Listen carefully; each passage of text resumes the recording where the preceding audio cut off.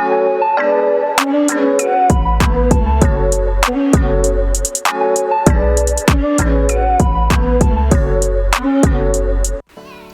everyone, I hope everybody's doing great. Anyone who's watching BNP TV today, we are so happy to have you again. And this is the Standpoint one more time, and it's your program. Today we'll be talking about a very tough topic. Let me call it tough topic because it's not something people are familiar with, especially here in Burundi and Africa.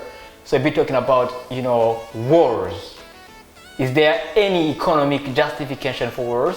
Because here, let me introduce a bit about it. In the country, we've spent, a lot of years in wars. There are people who even say that we are a sacrificed generation because there are millions, I don't know whether millions or more than thousands of people who died. Here, beside we see the neighboring country like DRC, millions people are reported to have died just because of war-related causes. And we have also in Somalia, in the eastern of Africa, we have West Africa, some countries, like Mali, Timbuktu.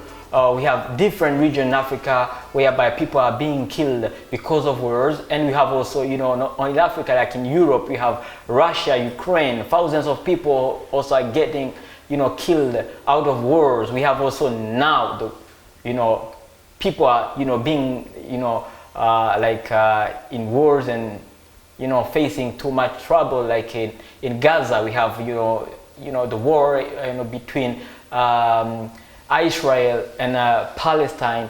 Then, which means we have different wars in the world, which means maybe we should talk about also that. So I'm with two guys. I'm with my guest here, and I would love to introduce before we dig deeper. And let me start with my right hand. Welcome, Brother Dismas. Thank you so much. I'm really glad to be here to discuss about justification for wars. Thank you.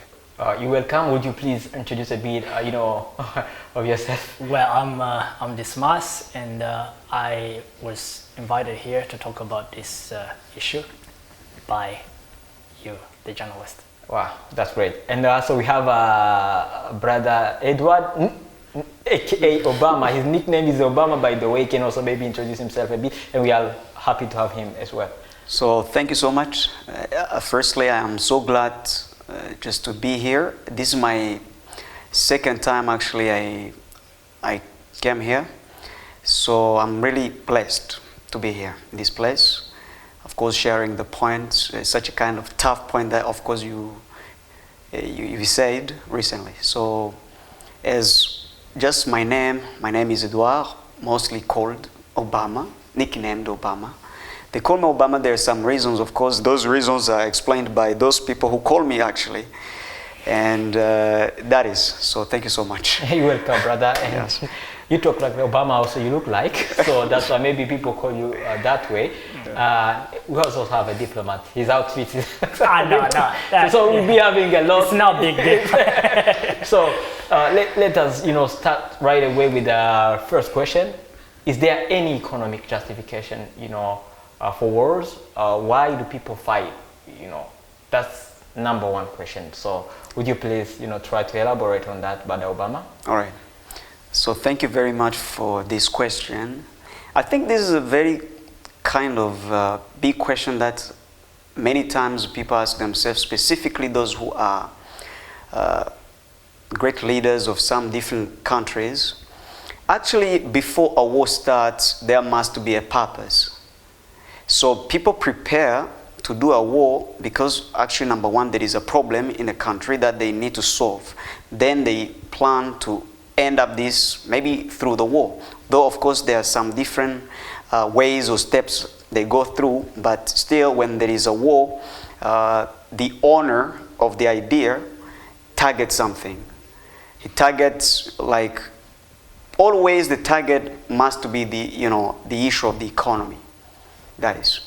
Well, always. Always. Yes, it must be when it is all about this kind of political crisis. Yeah, there must be the economy reason behind. which is, of course, owned by the one who is the owner of the idea. So the owners of the idea, actually the owner of the idea, most of the times we have this kind of lack of political analysis, risk political analysis, that in some ways also can make us to understand why these things happen.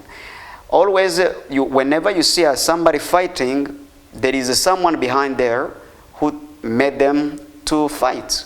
And the reason that that one made them to fight always is the economy. To those people actually who have this kind of calibrated psychological insights to those kind of political crises, which happen in some different countries. Thank you. You're welcome. Brother Dismas, what's your take on that? Yeah, it's really sad that we are here talking about this issue anyway, because there is no justification, there is no reason in another country aggressing another country just for any reasons. There should be talks. That's why there is diplomacy, there is international relations. People should focus on that instead of wars. So, but there have been other reasons apart from economic reasons for a war. There have been other reasons like religion. You know, the Crusades. The Crusades, well, the Christians and the Muslims had these wars there in Middle East between Arab countries with just France and UK, aside with Israel. And coming back 2 days, what is happening in Ukraine? There is this war, which some say it was provoked by Russia, others say it was provoked by Ukraine, and it is still something that no one can really stand here and say something which is true. But there are economic reasons for the war right there. You can see that America is said that it is supporting Ukraine so that it just gets Russia to war, so that Russia stops developing in terms of military and economic progress. What is happening in Taiwan? It is said that America is using Taiwan to provoke China to get into war so that they can just tackle the progression in terms of economy in Russia, in China. There are many things we cannot know, but at least if we try to think, we can see the real reasons in there. Some dose of truth is there. So, truth to be told, many people are fighting so that maybe they get some of the commodities like oil, like some resources like minerals, and then people wonder. There are even some scholars who say that as the world's population keep growing, then maybe some basic needs as water and some other, of course, land will be a bit few. They will not be having enough quantity. Yes. Then maybe some other words will become just typical. What do you think about that? So I think that kind of point, this is a problem which is on a central geopolitical zone crisis. So actually one bloc needs to remain in the same zone. The reason why one super powerful geopolitical body doesn't want some other countries to simply enter, to even approach the zone. So now they are fighting to try to see who is the first. Who wins? Who wins? So Russia tried, but America is still in the zone, central zone. So when they created this, they try to simply create the system which is particularly is based on to govern the whole world. by governing the whole world, the target always is to simply talk to the allies that they need this, then they get it in an easy way. So the reason why when now they are fighting, there are some different wars. Of course, there must be war when you try to be there as a kind of a hindrance to them. Then they even make the war intricate, because it isn't everybody who understands. So actually, the guy here tried to simply tell us about what happens to, in that country, in Israel and Palestine. So the main target there is not just to kill Palestinians, but the main target is to get actually Iran to be in the system, to enter the war. It is the same as in Ukraine. So are you sure? So yes, it is a target of Israel. Is a target. So the target is Iran, and Iran is not even saying anything. Yeah. So actually, they are because they know the system they are in is that Palestinians, those countries which are in Middle East, there is only one country which is powerful that can even fight or go in the same battlefield front line with the American. So when then America sees that, of course, that country should simply be in a war, and they see how powerful that country is, then they need actually to simply step up with this kind of system. And many people actually die. But what they care, it is about who wins, who is the king to govern the world. Otherwise, people, of course, there will be people dying. Also, after the war, there will be people also gaining some other things after the war, because when there is a destruction of buildings, of course, there will be some people going to simply make money from what they actually would have been destroyed. I think what we simply need to base on is to know the key problem. The key problem, there is someone always who pushed those things to happen. Look, Patrick. Actually, before we just dig into the big reasons, the major reasons, let's just see the primary reasons which push people to fight. Maybe, because I don't know, I just use maybe because I'm not sure. Iran has pushed Hamas to attack to Israel. And when Hamas attacked Israel, just Israel wanted to retaliate against Hamas. And Hamas dwells in Gaza. And in Gaza, Palestinians who live in Gaza are just in the hands of Hamas, because Hamas is the ruling party in Palestine. Not so, really. It's a like, how can I say? It's a maybe. Yeah, they are in control of Gaza. The full control of Gaza. Sure, yeah. Sure, so what happens? What happened there is that when Israel comes to fight Gazans, Hamas, Palestinians living in Gaza fall victim to the casualties caused by Hamas on the side of Israel. So it's just really complicated how people can just come out to condemn somebody like Israel. You should stop killing Palestinians, but Israelis know that Hamas is in Gaza, and coming from Gaza, attacking them from there. So that's the primary reasons for that war, maybe that is causing all the casualties we see there. And it is sad because some people are falling victim for a war that they could avoid and let the big fishes fight it.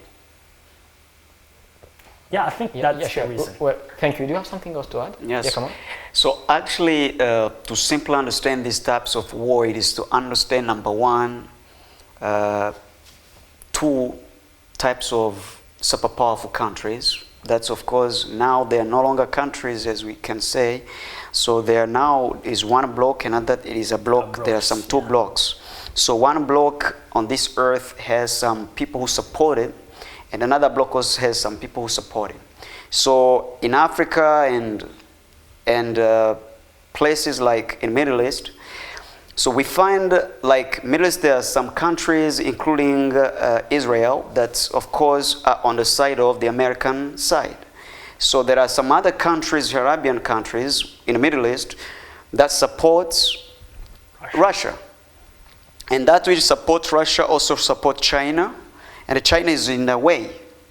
But remember, on this earth, actually, this universe, if you simply understand about this kind of American policies, actually they do have somehow good policies, because they create democratic system in some countries where you need to have a kind of right to vote and so on, you know, things about democracy. Yeah, sure. So you have rights actually that can never be taken away.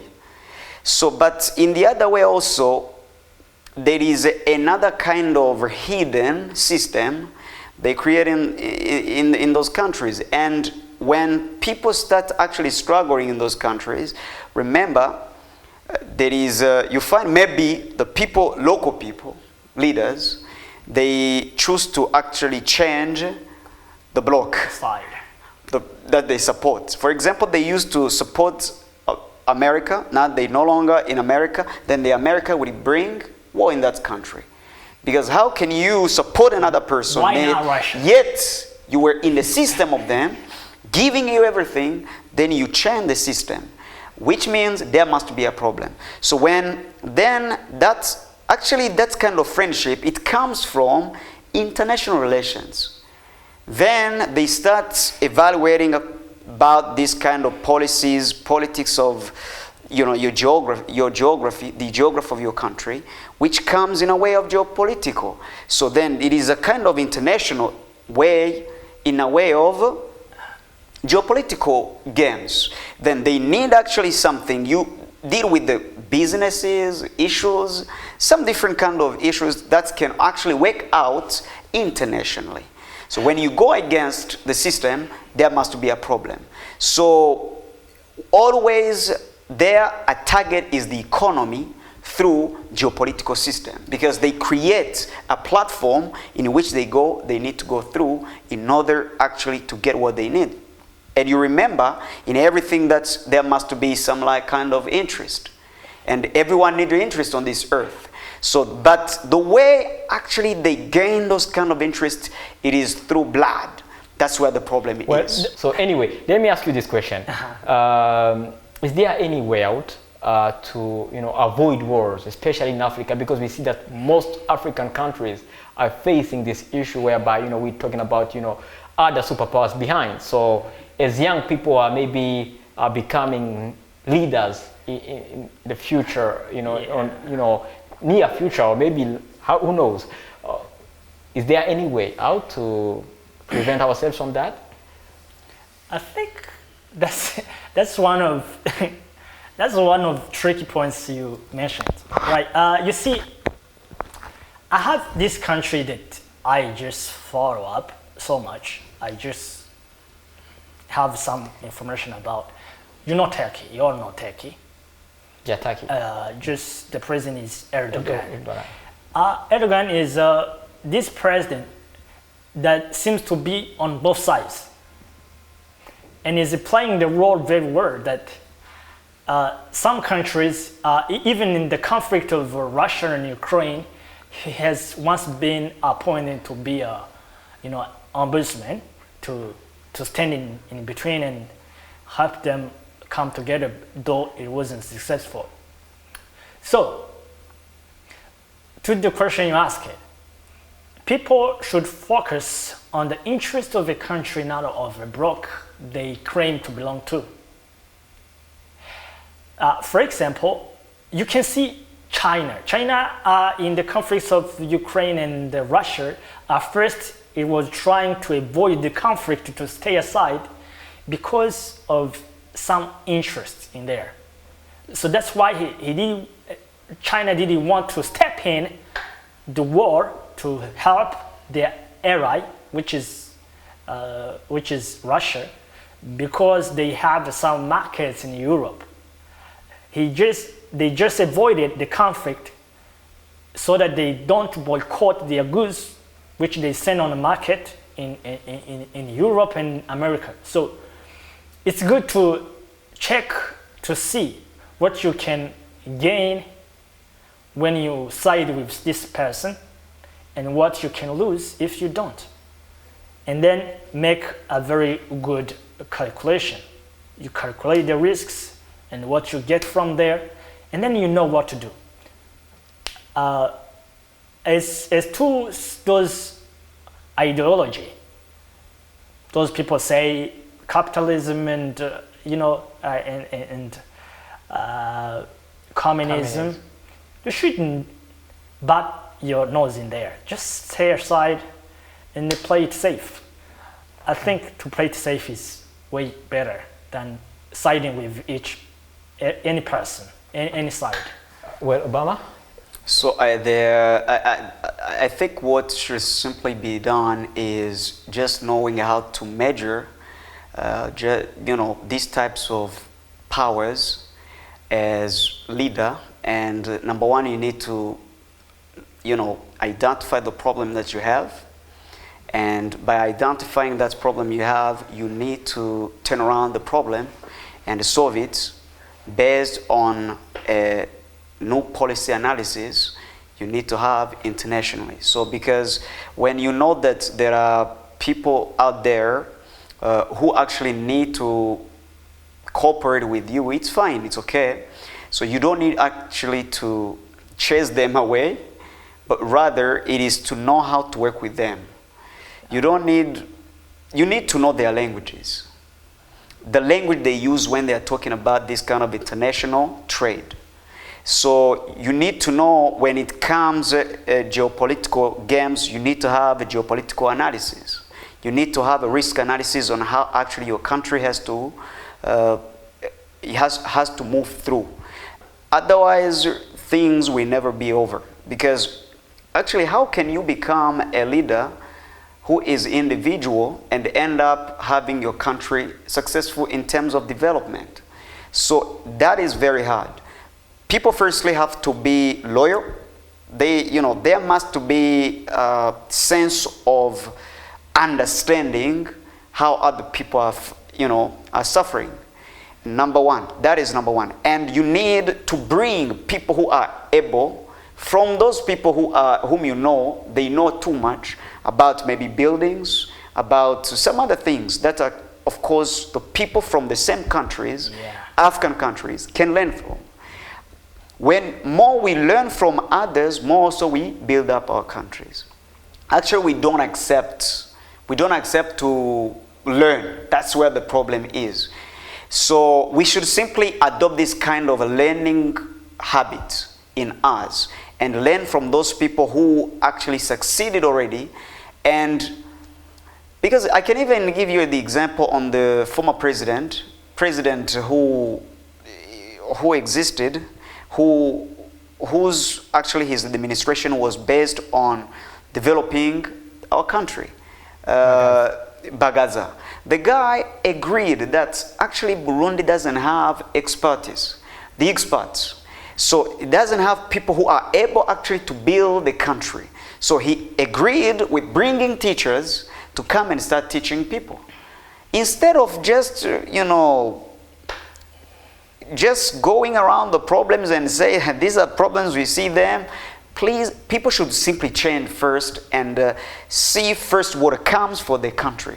Thank you. Yeah, welcome and thank you for that. Thank you for your input. And just the last question, and I want both of you guys to reply to it in only 30 seconds. All right. Each of you.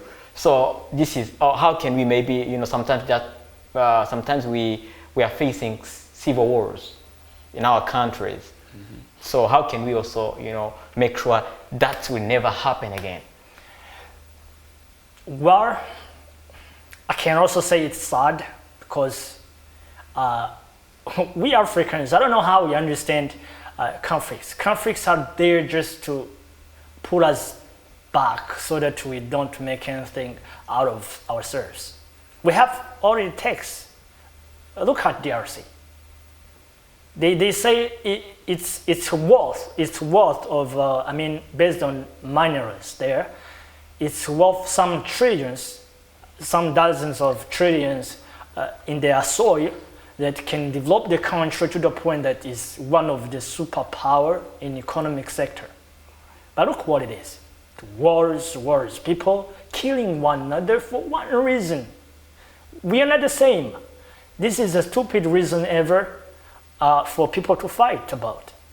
We should focus on what we share more than what can divide us. Because if you're looking for what can divide us, make sure you're gonna find it. You're going to find it because, look, someone is a Christian, I'm a Muslim, someone doesn't believe in God. Just that can be a reason for people to fight. But is it worth it? Not really. People should fight for that reason? That's stupid. Very stupid. We should focus on things which make our people better. Look at us. We don't have infrastructures. We should focus on building ones. Education, health, anything there. You see, those people who come to us telling us what we should do, we should fight, but they are not doing it. They are not fighting. They are building their country. Thank you so much. Obama, 30 seconds. He used 1 minute, so you also grant 1 minute, okay? All right. So number one, a civil war happens when there is a kind of problem. There is a problem either which is based on the inflation in the country, or there is a kind of political crisis. Actually, there is a war already. So then you find the people start fighting simply because of those kind of things or listed things that I've said. So actually, as leaders, people who lead leaders there, they shouldn't simply create civil war. Actually, creation of civil war comes from great leaders. When you find people fighting in societies, it means there's something wrong there, because there are things that they don't agree with. So there is a kind of a sense of something that they lack, that maybe the government are not allowing them to have. So then what is needed to simply be done is for leaders to see where the problem is and solve it as early as possible. Otherwise, from civil war to political crisis, then the country starts having economic crisis. Then the country goes down. That's how actually people should simply do, specifically those leaders. Leaders are there to actually solve problems of people, civilians. They are there, actually, they are voted for that, nothing else.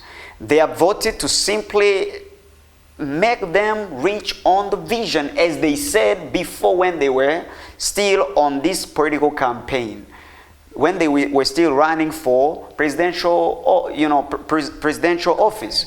So actually what is needed is to simply just see how firstly these people are fighting and why. Now there is the economic inflation. So with the economic inflation, with this kind of inflation, then what can we do? They need money. They need food. So what can be done? So that is what is needed. So otherwise, people can keep on just having this and create another kind of scandal which is undesirable.